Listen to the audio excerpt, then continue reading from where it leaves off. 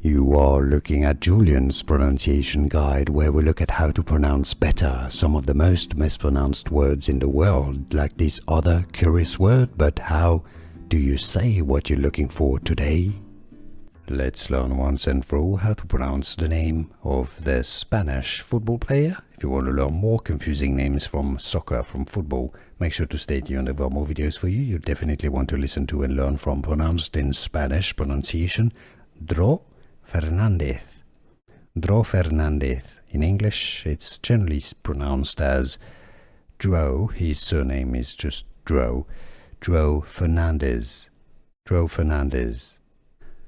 Here are more videos on how to pronounce more confusing words and names too many mispronounced. Like this video if you found it useful. I appreciate your support. I'll see you soon and thanks for watching.